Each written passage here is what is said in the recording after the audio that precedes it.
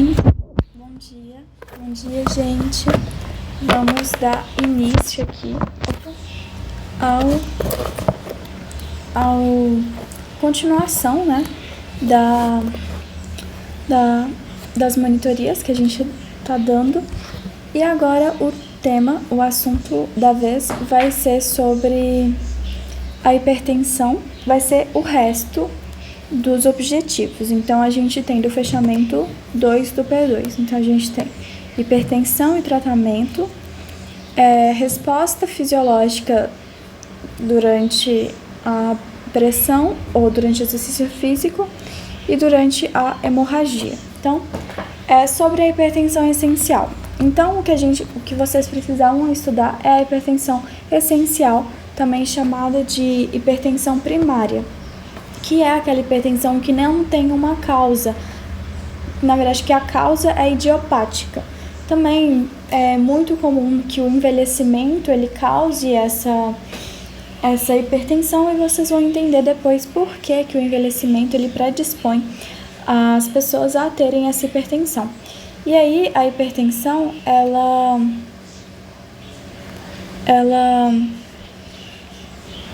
vai ser idiopática, porque existe hipertensão secundária, que, como o próprio nome fala, ela é secundária a alguma coisa. Então, ela tem um motivo para existir, seja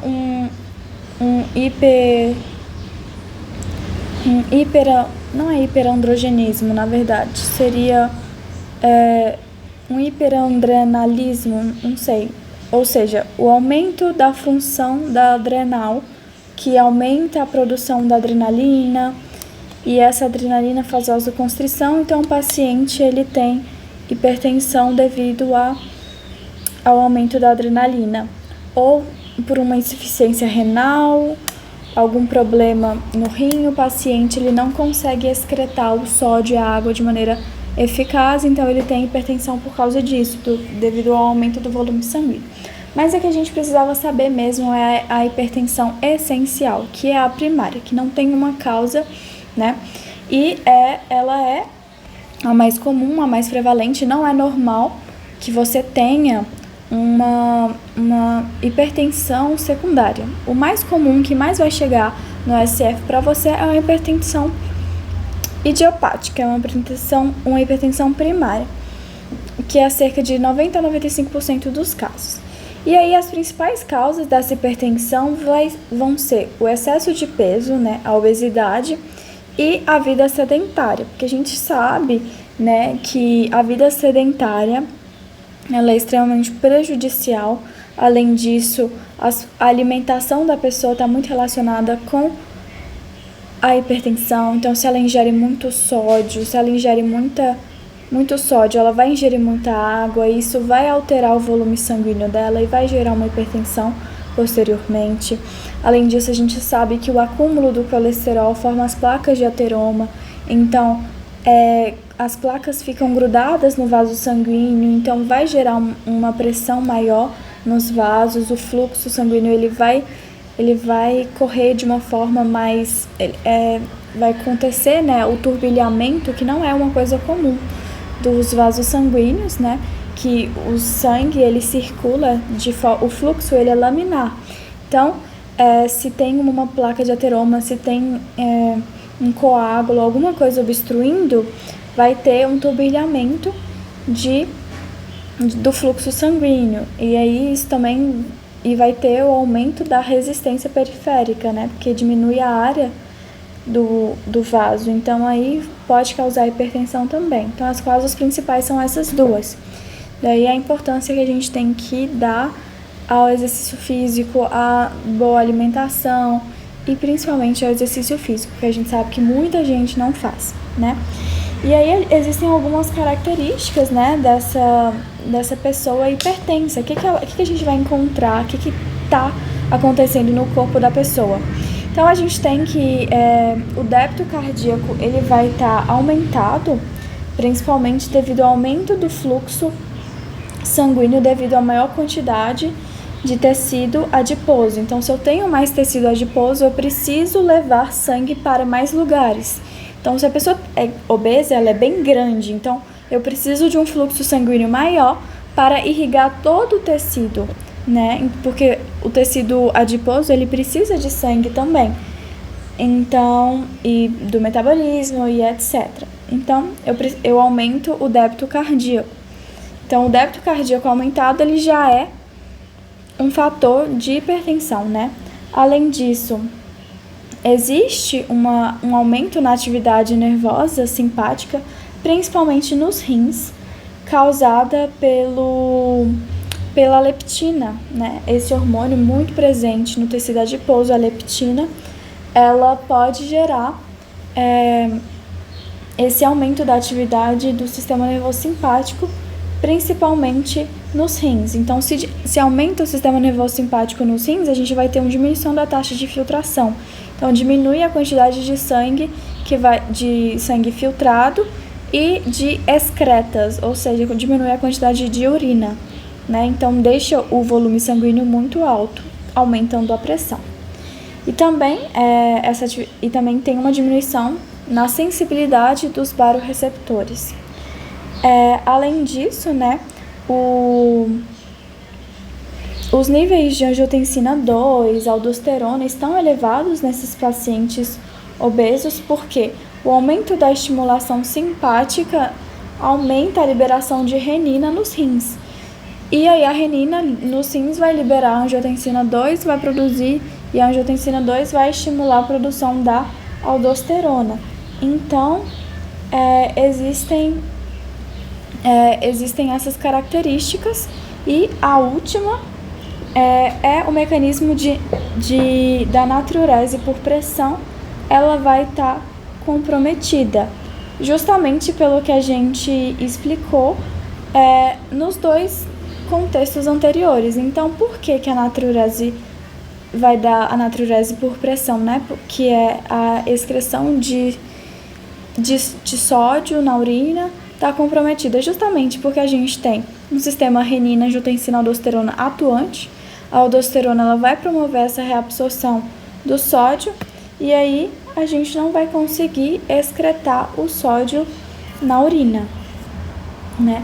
Então, é isso que acontece também. Então, devido a essas quatro características, a gente vê por que num paciente hipertenso a gente tem essa hipertensão e todos esses mecanismos juntos associados. Além disso, eu relembro para vocês os mecanismos que a gente citou no fechamento 1, né? Que é a questão do óxido nítrico, da ausência do óxido nítrico e a presença da endotelina, né? Então, um vaso sanguíneo, um endotélio de vaso sanguíneo que está danificado, não tem óxido nítrico que faz vasodilatação. E além disso, um endotélio que está danificado libera endotelina, que causa vasoconstrição. Então, nesse paciente hipertenso, a gente tem o aumento da endotelina e a diminuição do óxido nítrico. E essas duas coisas juntas aumentam a hipertensão, né? Ou seja, aumenta a pressão do paciente, causa a hipertensão. Ok, gente? E aqui, nesse gráfico, a gente tem o quê? A gente tem um paciente normal, aqui com uma ingestão normal, uma pressão normal, e um paciente que tem uma hipertensão essencial. Essa hipertensão, esse gráfico aqui, ele é mais para mostrar que existe dois tipos de hipertenso. Existe o hipertenso que ele é sensível a sal e o hipertenso insensível a sal. Claro que de uma maneira ou outra, a gente sabe e entende por que existem, e a gente pensa que todos os hipertensos, eles são sensíveis ao sal, mas existe, claro, um aumento na pressão devido ao sal. Mas existe um paciente que ele é mais sensível do que o outro, né? Então aqui, por exemplo, esse insensível ao sal aqui, ó, quer dizer que ele ingerindo o sal, a pressão dele não se eleva tanto. É elevada, mas não se eleva tanto. Já o sensível ao sal, a alta ingestão de sal gera um aumento muito grande na pressão dele. Então, esse insensível ao sal aqui ingeriu alta ingestão, mas a pressão dele tá alta, claro, mas não tá tão alta quanto esse. Esse aqui, ele é muito sensível ao sal. A alta ingestão de sal dele aumenta muito a pressão. Então, é basicamente isso. Mas isso aqui, essa distinção, eu nunca vi Pedro cobrando, nem nada. É só para vocês terem noção mesmo que existe e tal. Mas mesmo assim, continuem proibindo o sal, mandando as pessoas reduzirem o consumo de sal, porque nunca é demais, né? E aqui, às vezes a ignorância é bom, é uma coisa positiva, né? Porque aí as pessoas sabendo disso aqui, né, às vezes podem pensar, nossa, mas então se existe gente sensível ao sal, eu vou continuar comendo sal. Não, você não sabe se é sensível se não é, né? E de qualquer forma o sal, ele causa sede, que aumenta, né, a pessoa aumenta a sede, a pessoa aumenta a ingesta de água e aumenta o volume sanguíneo, né? Então, vamos deixar isso baixo. Aí o tratamento, né? O tratamento, gente, aqui em fisiologia, vocês vão entender mais ou menos sobre pressão.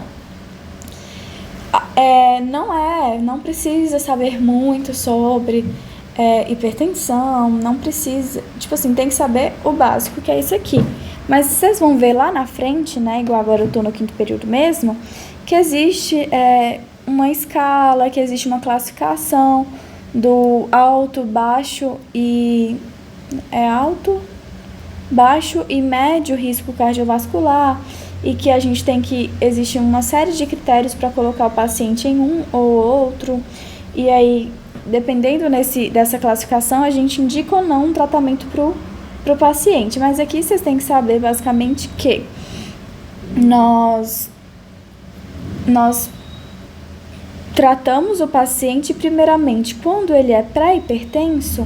Todos os pré-hipertensos, independente de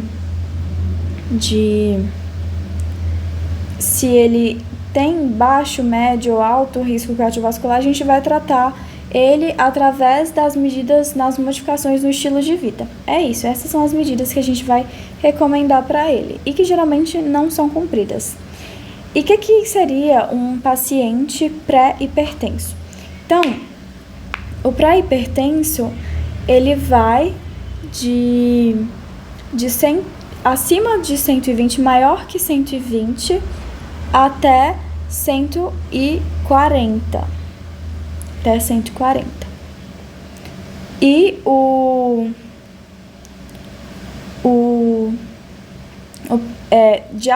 sistólica, né, no caso. E em relação à diastólica, ela é maior do que 80 e vai até 90.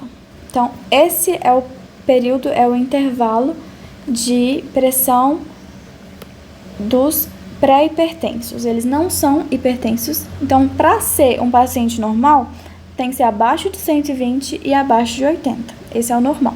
De 120 a 140, a gente tem um pré-hipertenso.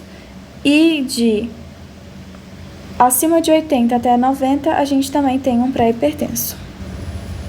Aí, a partir do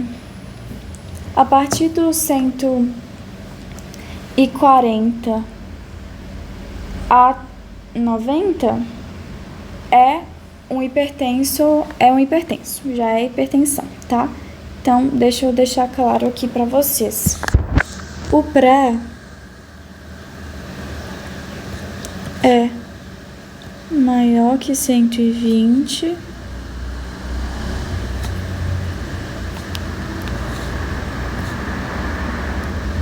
e maior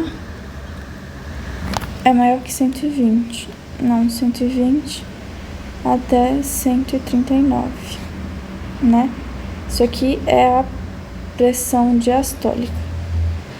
Aqui, a pressão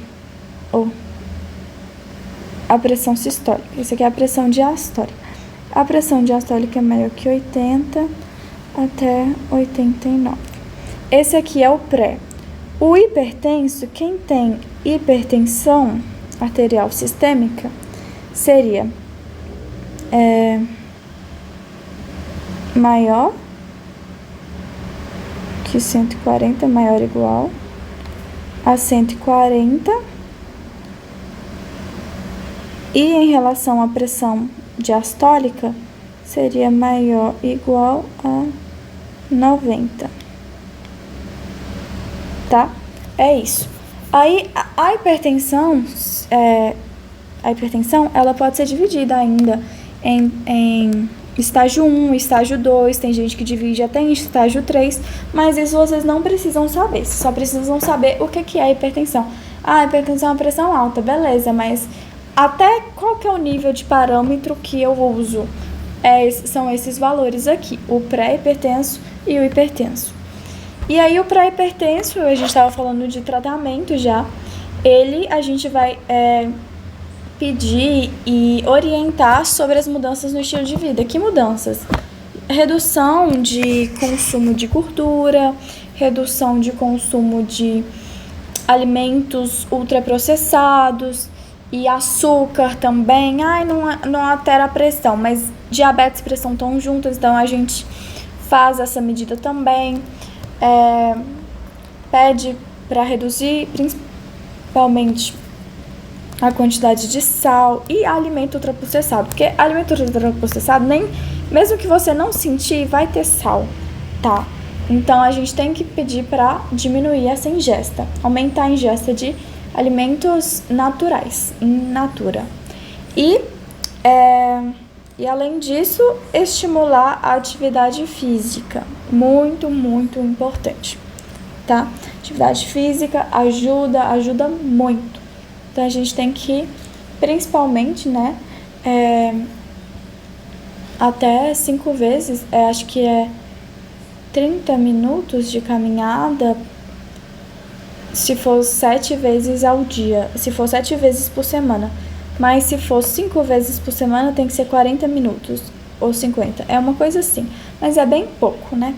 Uma caminhada, se a pessoa não quer entrar na academia, ou hidroginásticas, porque sente muito calor, né? Principalmente as mulheres na meia-idade que entram já na menopausa. Então, se você propor uma hidroterapia, uma hidroginástica, ela vai gostar bastante por causa do calor, né? Ou uma fisioterapia, ou um esporte que pratique pelo menos 3 vezes na semana, jogar futebol, alguma coisa que a pessoa gosta, né? E aí a gente tem os medicamentos que a gente usa para a pressão. Aqui a gente tem basicamente 5 classes principais que vocês vão estudar posteriormente melhor, né? Sobre as classes que a gente usa pro hipertenso. E as indicações e quem a gente começa primeiro e tudo. Mas agora não precisa muito disso, é só entender o mecanismo de ação de cada um e entender essas classes, né? Então, a gente usa vasodilatadores e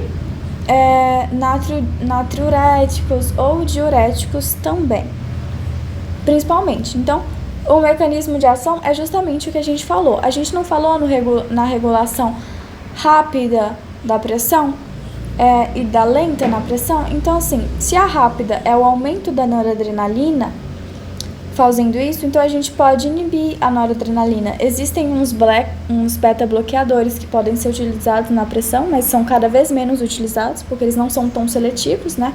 Mas os beta-blocks, eles são um dos últimos casos que a gente usa para pressão. A gente usa mais para algum problema no coração. Aí a gente usa, mas para pressão é só em 5ª associação que a gente usa um beta-block, entendeu? Ou 4ª associação. Existem outros. E a gente tem os vasodilatadores que funcionam, né? Como principalmente os IECAs que eu falei. E tem os natriuréticos ou diuréticos que a gente chama mais de diuréticos, que eles vão aumentar a diurese por pressão. E aí eles vão atuar principalmente lá nos túbulos renais para poder diminuir a reabsorção de água e sal e causar, então, mais urina e diminuir o volume sanguíneo. Então, tudo isso vocês entendem. Aqui eu coloquei uma foto, né, da furosemida, que é um dos mais utilizados, mais falados também. Mas aqui, opa. Então aqui, gente, dando um spoiler já da próxima aula que a gente vai ter, comigo também, o P3F1, a gente tem aqui um túbulo renal, né? Um túbulo não, um néfron renal. E aí aqui a gente tem, né, uma parte do glomérulo, olha só, esse desenho aqui é ótimo. A gente tem o glomérulo, o túbulo proximal, aqui é a alça de Hayling, alça de Hayling descendente fina, a ascendente fina, a ascendente grossa, também chamada de ascendente espessa, aqui o túbulo distal e aqui já entra no ducto coletor, né? Já para levar para o rim, né? A gente vai falar mais à frente e vai levar lá para a uretra depois, da ureter, depois uretra e enfim, para ser excretado. E aqui, ó, para cada um ducto coletor, ó, tem vários outros néfrons. Aqui teria mais um néfron, aqui outro néfron, enfim. Aqui eu apresentei para vocês, então, de maneira geral, o que é um néfron, prazer néfron.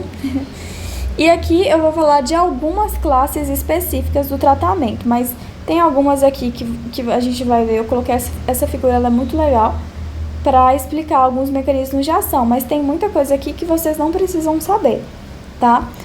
Esse aqui mesmo não precisa.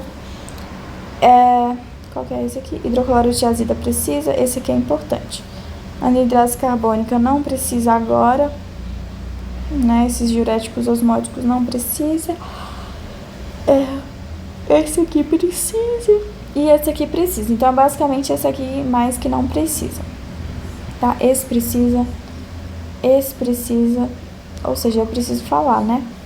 E esses aqui, mas vocês não precisam ficar com estresse de aprender tudo agora, porque, gente, isso aqui vai ser revisado 500 vezes com vocês. Esse aqui, ó, desse poupador de potássio aqui, eu vou falar até dizer chega.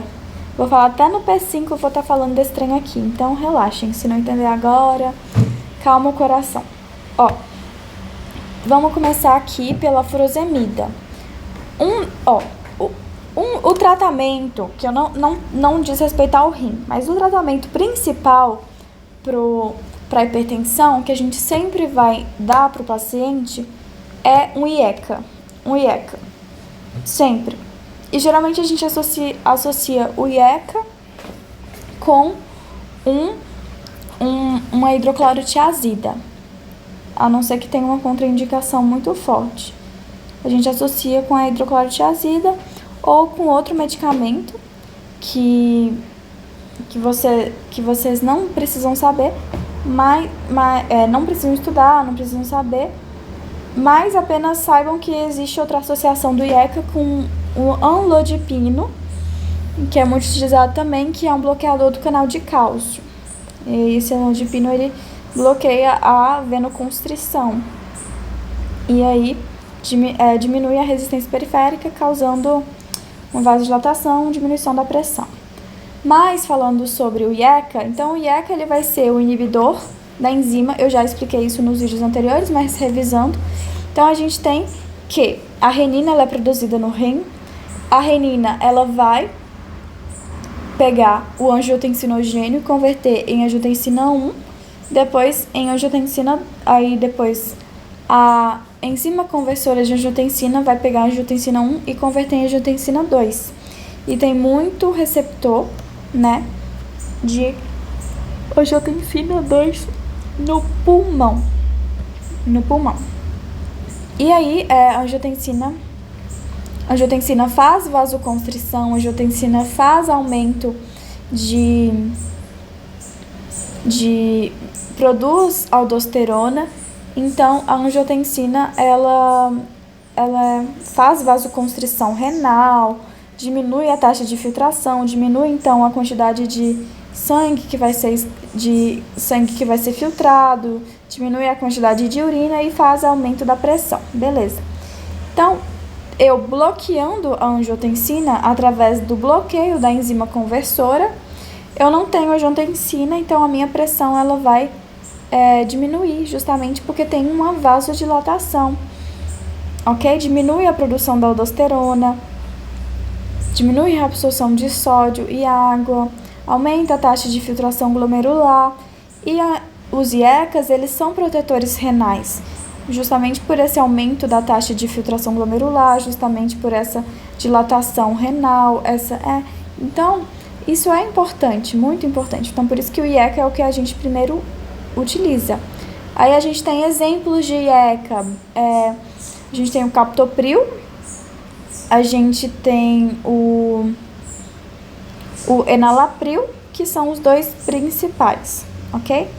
E em relação ao mesmo sistema, mas o mecanismo de ação ele é um pouquinho diferente, a gente tem a classe BRA, que é chamada de BRA, que é a conhecida losartana, almesartana, valsartana.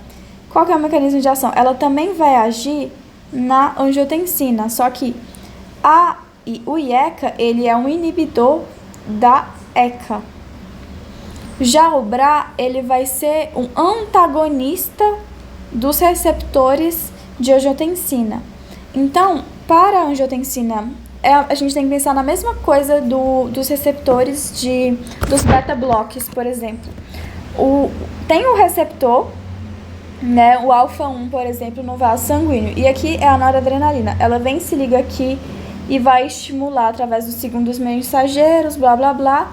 Vai ter a liberação de cálcio e aí causa vasoconstrição. Então, para a noradrenalina ela fazer um efeito, ela precisa vir aqui e se ligar no receptor dela, porque o receptor dela está aqui e ele vai liberar os segundos mensageiros que vão atuar intracelular. Ok. Se eu tenho um beta-block, o que ele vem fazer? É uma molécula que se assemelha à noradrenalina, mas não é a noradrenalina. Então, ela vem aqui e no lugar do receptor, ela tampa o receptor, então ela ocupa o lugar do receptor e não deixa a verdadeira noradrenalina se ligar. Então, ela é um bloqueador dos receptores. Então, ela se liga no receptor, mas não deixa a verdadeira molécula se ligar. Então, os BRAs, eles são esses bloqueadores dos receptores de angiotensina. Então, a angiotensina, ela é produzida, mas a angiotensina ela vai querer se ligar nos receptores AT1 dela e ela não vai conseguir, porque tem a losartana já ligada. Então, a losartana é um BRA e o captopril é um IECA, mas os dois vão atuar no sistema renina-angiotensina e na angiotensina. Por isso que a gente não pode dar a associação de um IECA e um BRA juntos. Por que a gente não pode dar um BRA e um IECA? Porque os dois vão atuar na angiotensina. Então não faz sentido. Primeiro, que se eu dou um IECA, eu não produzo angiotensina. Então eu já não estou produzindo angiotensina, eu vou lá e dou um BRA de novo, que atua no mesmo sistema, não faz sentido, né? E aí, é isso. Mas agora, passando para os diuréticos, a gente tem os diuréticos de alça, os diuréticos tiazídicos, né? Que são os nomes que a gente dá. Desses aqui, o mais comum é a furosemida, o que a gente mais conhece, o que é mais falado. E aqui como é que vai funcionar, gente? Aqui a gente tem o lúmen, o lúmen é dentro do túbulo, tá?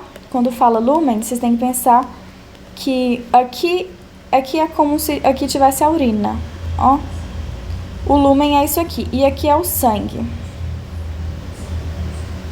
Então, quando vai estar acontecendo a reabsorção, eu tô tirando daqui e colocando de volta para o capilar. Eu venho aqui e coloco de volta, eu venho aqui e coloco de volta. Porque aqui é o lúmen onde está sendo formada a urina. Então, os íons que eu vou querer reabsorver, eu venho e trago para o sangue. E os íons que eu quero jogar fora, eu venho aqui e faço assim. Tchau, tchau, é o lixo. A urina é o lixo, né? Os excrementos é o resultado dos metabólitos, de tudo que foi metabolizado e tal. Aí eu vou excretar, beleza. Aí aqui a gente tem uma bomba, né? Opa, apagou tudo.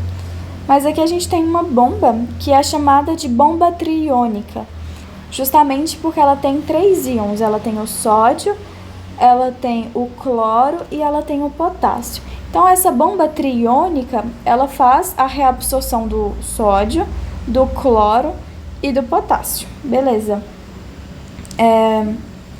E essa bomba aqui, a gente pode falar que ela é uma bomba neutra. Por quê?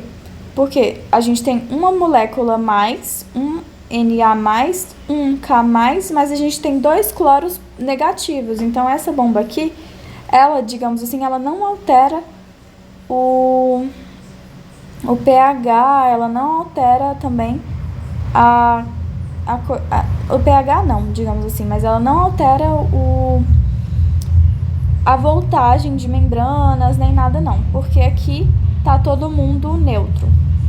E aqui, beleza. Aí nessa questão aqui, a furosemida, ela vem aqui e inibe, bloqueia essa bomba.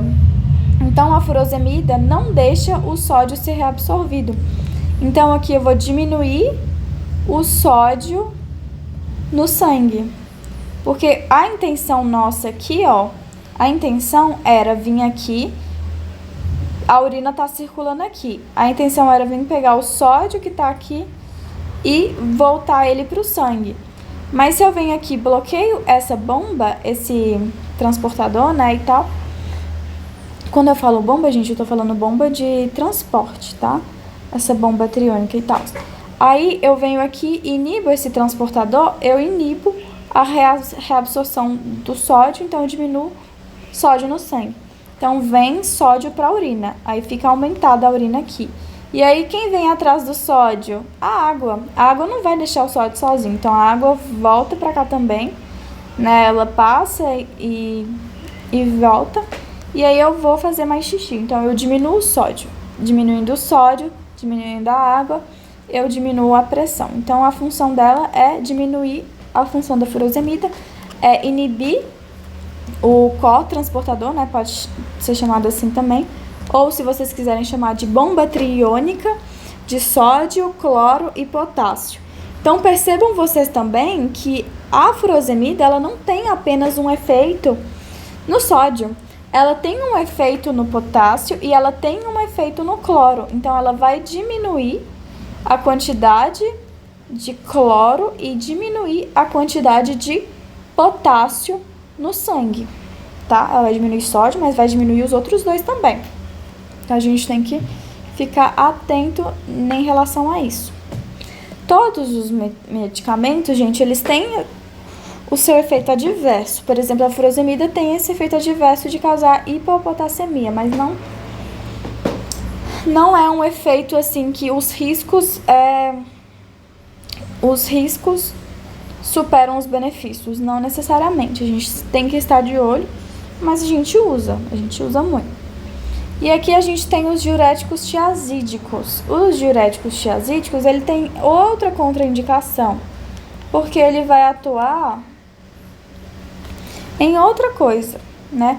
E outra coisa, além disso, a gente vai ver em renal, quando vai estar acontecendo a reabsorção, por que o tiazídico ele não é tão efetivo assim? Porque, gente, a reabsorção aqui, ó, olha o percurso que eu tenho de reabsorção até chegar na alça dos tiazídicos, no túbulo distal.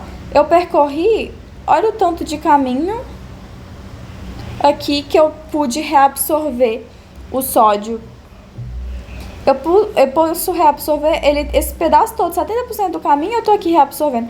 Aí ele atua só aqui, na reabsorção que acontece aqui, que é cerca de 30%. Então ele vai diminuir em 30%, mas e o resto dos 70% tá aqui. Então os tiazídicos, eles têm um probleminha que que eles acontecem, eles diminuem a reabsorção só no túbulo distal. Então, tem muito sódio que é reabsorvido nessa parte aqui, que eu não consigo mexer. Esse aqui também tem um problema, que é porque, beleza, ele mexe nessa região aqui. Tem muito sódio reabsorvido aqui e às vezes tem uma compensação. Também não adianta você vir aqui e inibir o sódio de ser reabsorvido aqui. Por quê? Porque o resto do trajeto meio que compensa e reabsorve muito o sódio. Então também tem essa questão, que o nosso corpo não é besta. A gente tenta enganar ele, mas ele não é besta. E aí, como é que atuam os tiazídicos? A hidroclorotiazida, que é a principal referência, ela vai inibir esse cotransportador aqui, ó. Então, bloqueia o cotransportador de sódio e cloro. Então, eu ia vir aqui e reabsorver o sódio, reabsorver o cloro. Mas aí, a hidroclorotiazida vem e impede isso de acontecer. Então, diminui também a quantidade de sódio. Ela atua no sódio, causando mais natriurese por pressão. Ok? Então, é assim que ela atua. Depois a gente vai ver que a gente não pode dar uma hidroclorotiazida para um paciente que tem gota. Porque depois a gente vai ver que o ácido úrico e a hidroclorotiazida no rim, eles têm uma mesma proteína de transporte.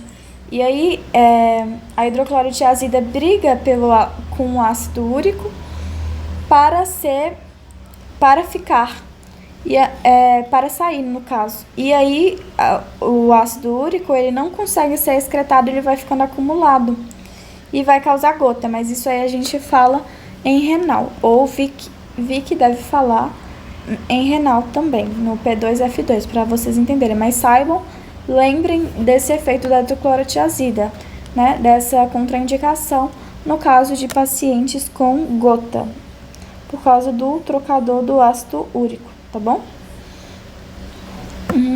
Tá. E aqui, por fim, a gente tem os poupadores de potássio, que tem esse nome, que é a espirulactona. Eu tentei explicar isso para vocês antes, mas é porque eu sou muito agitada, eu quero explicar as coisas tudo de uma vez, mas não, gente. É um passo a passo que a gente tem que seguir, né? Não pode falar muito rápido com vocês, que às vezes vocês não entendem aquilo. Mas aqui, a espirulactona, ela é chamada de antagonista da aldosterona, 2, poupadora de potássio. Então, ela é uma antagonista da aldosterona, então ela vai lá, toda vez que eu falo antagonista, quer dizer que vem aqui no receptor da aldosterona e bloqueia, e não deixa a aldosterona se ligar. Então, ela bloqueia as funções da aldosterona. Quais são as funções da aldosterona? A aldosterona, ela tem a função de agir no trocador, nesse trocador aqui, que é o trocador, que tá cheio de desenho aqui, que é o trocador de sódio e potássio. E aí a aldosterona vem, se liga nesse cotransportador aqui, né? E assim, é um contratransporte, né? Porque esse aqui vem pra cá, esse aqui vem pra cá. Um excreta o outro, não é bem necessariamente é um contratransportador, não é um cotransporte, é um contratransportador. E aqui, a aldosterona, então, ela vem aqui. Como é que a aldosterona, que a gente falou, a aldosterona ela faz reabsorção de sódio, a aldosterona faz reabsorção de sódio, como é que ela faz? Atuando nesse transportador aqui. Então, a aldosterona vem, se liga e faz essa bombinha funcionar. E aí, a bomba, ela vem e joga, lembrando que o sangue tá aqui, o lúmen tá aqui, que é a urina, e aí o transportador, ele vem, pega 3 moléculas de sódio e bota pra cá. Então, ele tá botando, o transportador, ele tá colocando sódio pra dentro do sangue. E ao mesmo tempo que, pra isso, ele tá jogando potássio fora. Tá vendo? Porque O transporte do sódio para o sangue depende da saída do potássio para fora, para a urina. Então, 3 sódios, o esquema é 3 sódios para cada 2 potássios, né? Bomba de sódio e potássio. E aqui, e aí o que acontece? Se eu tenho uma molécula que vem aqui e inibe a aldosterona não vai conseguir estimular esse contratransporte aqui.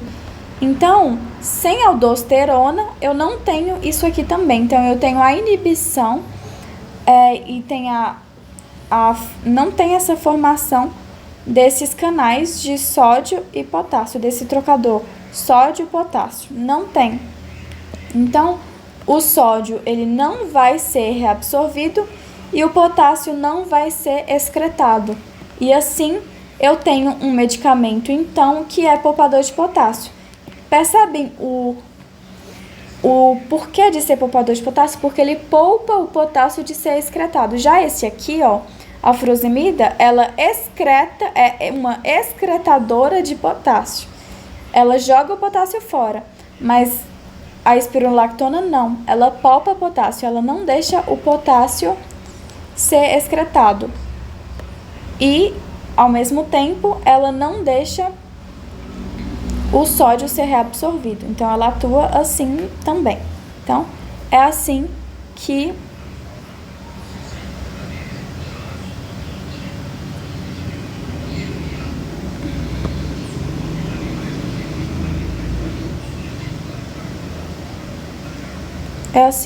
a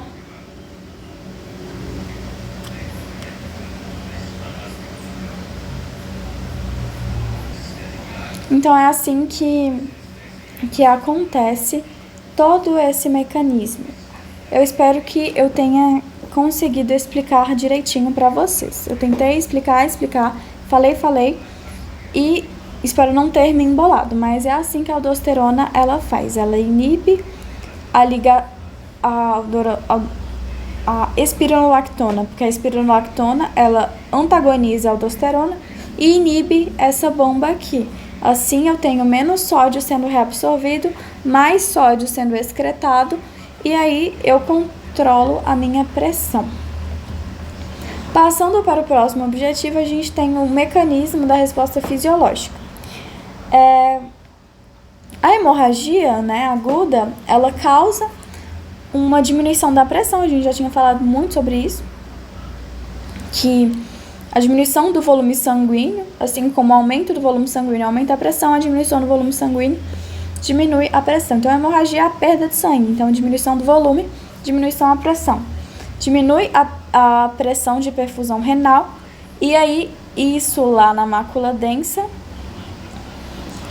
vai ser percebido pela mácula densa, a diminuição do fluxo da perfusão renal, e aí ela vai liberar o estímulo para as justas glomerulares produzirem renina. Aumenta a produção da renina. Essa renina, ela vai converter angiotensinogênio em angiotensina.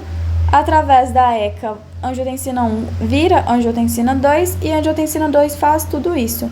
Aumenta a produção da aldosterona, que aumenta a reabsorção de sódio, que aumenta a pressão. A angiotensina 2, ela estimula o aumento no trocador de sódio e de hidrogênio. Então, ela aumenta a reabsorção de sódio nisso aqui também. Aumenta a reabsorção do sódio, aumenta a pressão.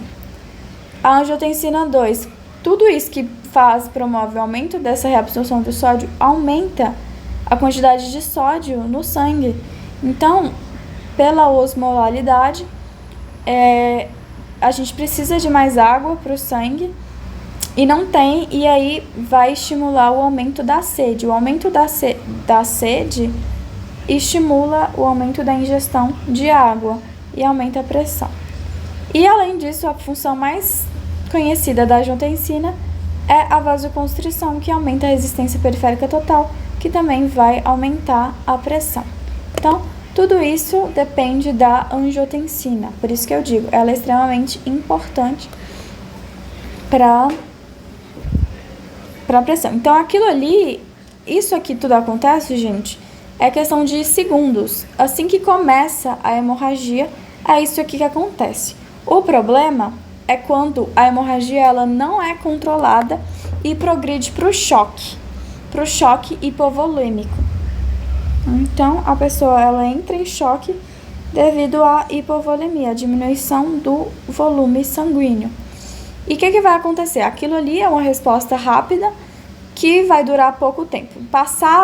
Passados alguns minutos e a perda do sangue continua, vai acontecer isso aqui. E se isso aqui continuar, a gente tem morte. Ou seja, a pessoa vai sangrando até que ela morre. Porque ela começa a sangrar, o nosso corpo tenta dar um jeito. Só que se ela continua a sangrar, já não tem mais jeito. O nosso corpo ele não consegue ficar muito tempo tendo aquela resposta da renina. Então, aqui, passado algum tempo, vai ter uma diminuição do débito cardíaco, redução da pressão arterial, que vai gerar a queda do fluxo cardíaco sistêmico.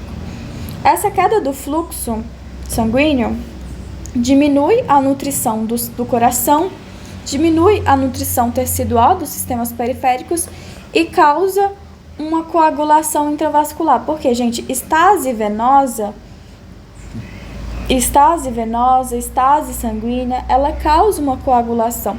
Vocês vão ver posteriormente que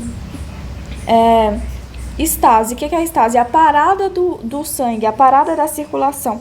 Quando a circulação ela para, quando o coração ele para, quando tem fibrilação atrial, quando tem alguma coisa que estimula que o coração ele pare de bater, que favoreça, né, com que ele pare de bater, isso vai acontecer a estase. Então, o sangue ele fica parado e nisso ele começa a se juntar um com o outro e forma a coagulação intravascular.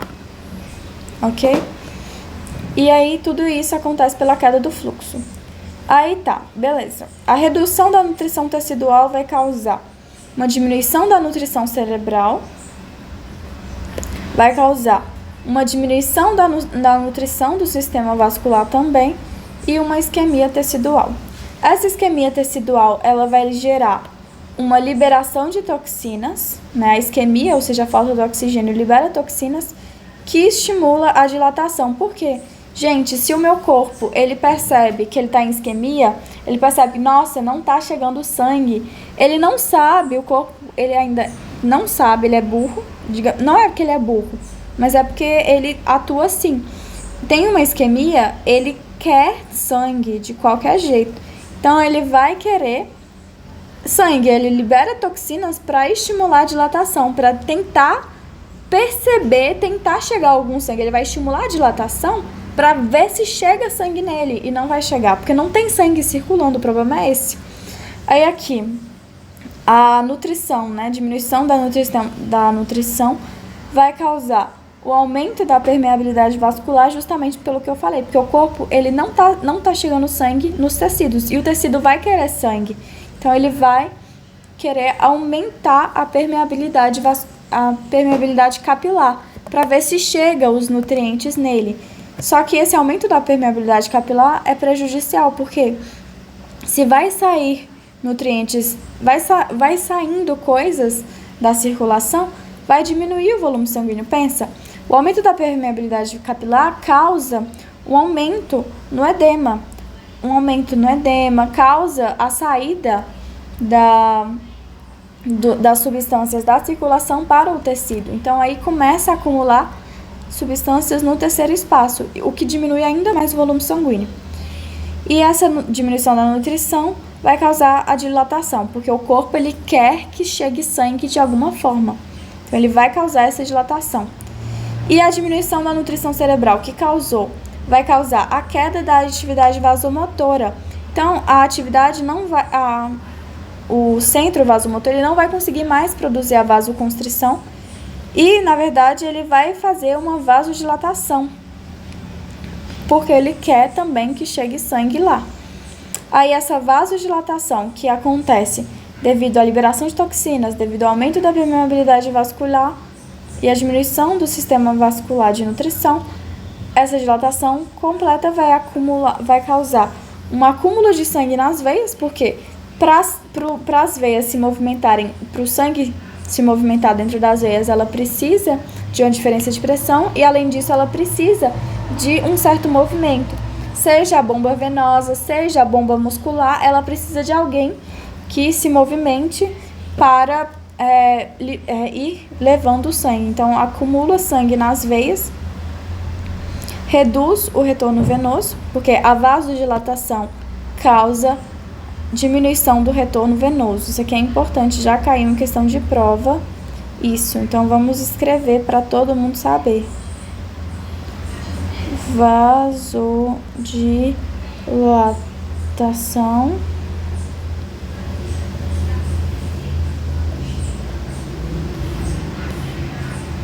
a vasoconstrição aumenta o retorno venoso, tá?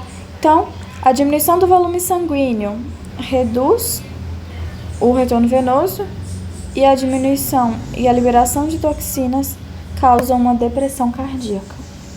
E tudo isso, a depressão cardíaca junto com redução do retorno venoso, diminui o débito cardíaco e a pessoa não resiste e acaba morrendo, tá? Então, é isso que acontece. Já durante o exercício físico... Durante o exercício físico, gente, essa resposta aqui, ela é muito importante. Já vi cair várias vezes. Pedro repete a mesma questão. Ele repete uma questão que é de um experimento que acontece, e aí ele dá os valores da pressão diastólica, pressão sistólica. Aí ele pergunta, nossa, por que teve um aumento na pressão sistólica, mas teve uma diminuição na pressão diastólica? Gente, aqui vou ensinar pra vocês e vai ficar muito tranquilo, muito, muito tranquilo. Porque na minha cabeça, quando eu estudei esse fechamento pela primeira vez, eu não consegui entender direito. E na minha cabeça, o meu raciocínio que ficou foi, nossa, durante o exercício físico a gente tem aumento da pressão, o que faz muito sentido. Mas aí, eu cheguei na prova de Pedro e de repente ele me perguntou por que o exercício físico diminui a pressão. Por quê? Então, vamos responder aos porquês aí, né? Então, vamos lá. Exercício físico, o que vai acontecer no comando central, na resposta central? Então, o exercício físico, a gente está num momento de luta ou fuga, né? O exercício físico ele é interpretado assim. E aí, a gente vai ter uma liberação, uma descarga simpática. Então, o exercício físico, ele estimula o sistema nervoso simpático a liberar noradrenalina e adrenalina. Diminui o impulso parasimpático.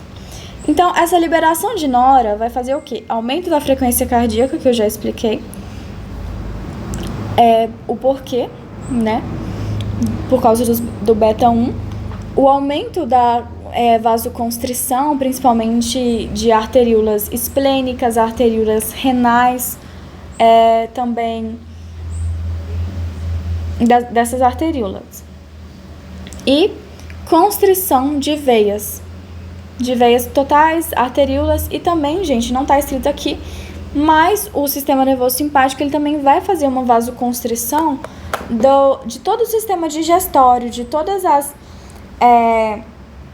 do estômago, do intestino, do pâncreas, do baço já tá falado. Então, tipo assim, tudo que vocês estudaram em metabolismo, que acontecia durante a digestão, blá, blá, blá, é devido à descarga parasimpática. O sistema nervoso simpático, ele vai lá, vai falar assim, tô nem aí pra essa digestão que tá acontecendo, não tô nem aí. Eu vou fazer uma vasoconstrição, então ele diminui a digestão do paciente, o sistema nervoso simpático, justamente porque ele vai fazer uma vasoconstrição de todo esse local, de todas essas artérias, essas veias, para mandar sangue para o que realmente importa. Quem importa? O músculo esquelético. Então ele faz vasoconstrição de tudo que não é importante, né? Do cérebro ele não faz, né? Óbvio. Mas de tudo, todos esses órgãos que estavam aqui fazendo uma digestão, o intestino, o estômago, tudo, ele faz uma vasoconstrição e manda esse sangue para o músculo esquelético. Então aumenta a frequência cardíaca, aumenta a contratilidade, aumenta o débito cardíaco e assim, e aí aumentando, né,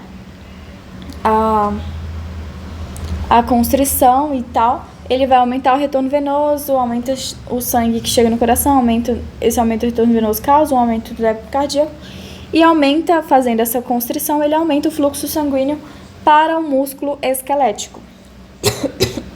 Então, no músculo esquelético, o fluxo sanguíneo ele vai estar aumentado, porque a gente está utilizando ele durante o exercício físico. Então, eu estou correndo, eu preciso de muito fluxo sanguíneo, porque eu preciso de muita glicose, eu preciso de muito oxigênio naquele meu músculo. Vocês sabem, vocês estudaram o metabolismo.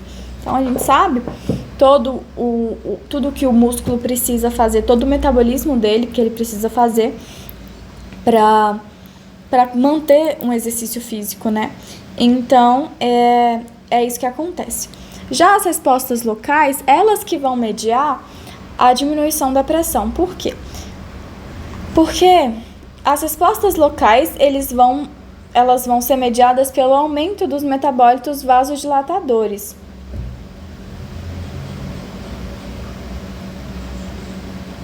Os metabólitos como, por exemplo, o ácido lático, o CO2, o H+, a adenosina, tudo isso são metabólitos vasodilatadores e vão causar a vasodilatação. Então, o meu corpo, eu tô lá em exercício físico, então o meu músculo, ele tá lá liberando o tecido muscular aqui, ó, ele tá lá liberando o CO2, ele tá liberando ácido lático, ele tá liberando potássio, ele tá liberando ATP, adenosina. Principalmente a adenosina, ela é um vasodilatador da circulação coronariana, né? Que nem vocês já viram. A adenosina, ela é muito importante para a circulação coronariana, vasodilatar os vasos, né? Coronarianos, etc. Mas também é um vasodilatador aqui. E aí, esses metabólitos que são liberados durante o exercício físico, eles vão causar a dilatação, né, das arteríolas do músculo esquelético, diminuindo a resistência periférica total. Como eles diminuem a resistência, eles aumentam o fluxo sanguíneo, né? Porque se está fazendo uma vasodilatação, o fluxo sanguíneo ele é maior. Se faz uma vasoconstrição, o fluxo sanguíneo para aquela área ele é menor. E aí, aumenta o fluxo sanguíneo para o músculo esquelético. Então, de que maneira que eu posso dizer que a pressão... O que justifica o aumento na pressão sistólica do meu paciente durante a atividade física? Justifica que eu preciso aumentar essa minha pressão para que os meus músculos esqueléticos, eles consigam... para que haja esse fluxo sanguíneo para os músculos esqueléticos. E o que justifica é a liberação do impulso simpático da noradrenalina, que se liga ao beta-1 no coração, causando taquicardia, aumento da frequência cardíaca, aumento da contratilidade, aumento do débito. Além disso, essa noradrenalina nos vasos sanguíneos vai fazer vasoconstrição. E essa vasoconstrição, principalmente nos órgãos que não estão em evidência durante a atividade física, então bexiga, uretra, útero, tudo isso, intestino, igual eu já havia falado, não precisa de sangue. Então isso vai causar a vasoconstrição desses órgãos, levando o aumento do fluxo sanguíneo para o músculo esquelético. E aí essa vasoconstrição que acontece de maneira geral, digamos assim, em todos os órgãos, exceto nos músculos esqueléticos, gera esse aumento da pressão, porque aumentou a resistência periférica. Mas, por outro lado, devido às respostas locais causadas pelo aumento dos metabólitos vasodilatadores que acontecem decorrente do exercício físico, eu vou ter uma vasodilatação, uma diminuição na resistência periférica total, que vai causar a diminuição da pressão. Se eu diminuo a resistência periférica total, eu diminuo a pressão, que eu diminuindo essa resistência periférica, que é causada, né, essa diminuição, que é causada pela dilatação, que é causada pelos metabólitos. Então, quem é mais importante nos exercícios físicos, a resposta aqui, os metabólitos locais, eles são mais importantes, eles que controlam o fluxo sanguíneo local, né? Mas é importante que haja uma vasoconstrição dos outros órgãos que eu não estou utilizando no momento. Mas quem vai causar a diminuição na pressão diastólica durante o exercício físico é a resposta local, viu? Então, se Pedro perguntar na prova por que a pressão está alta, vocês vão falar isso aqui. Impulso simpático, noradrenalina, pipipipopopó. Se Pedro perguntar, mas por que a pressão diminui durante o exercício físico? Aí vocês falam isso aqui. Respostas locais. Metabólitos, vasodilatadores que são liberados durante o exercício físico para aumentar o fluxo sanguíneo para o músculo esquelético. Então, essa é a resposta. Então, a gente pode ver que durante o exercício físico acontece sim uma vasoconstrição, mas nos músculos esqueléticos acontece uma vasodilatação. Então, ele aumenta a pressão sistólica, mas diminui a pressão diastólica. Geralmente é isso que Pedro cobra, tá bom? A gente vai mandar muitos materiais para vocês de questões antigas. E essas questões dos exercícios físicos, com certeza, eu vou colocar especialmente no material para vocês, porque é uma questão que eu já vi cair várias vezes de maneiras diferentes. Eu já vi cair a questão, o gráfico, a tabela em si, e perguntando com as 5 alternativas. Eu já vi cobrar a mesma questão naquela a primeira alternativa tá aquela do porquê, uma alternativa, porquê a segunda alternativa, para saber se justificava ou não. Já vi cair nessa. E já vi cair em questão aberta, que é o pior. Que eu tipo assim, não gosto de questão aberta, né? Que aí às vezes a gente tem que raciocinar um pouco mais, mas também é bom porque dá pra vocês raciocinarem bem. E esse é o raciocínio, gente, é basicamente isso. E está tranquilo, tá bom? Então, é isso aí. Até a próxima.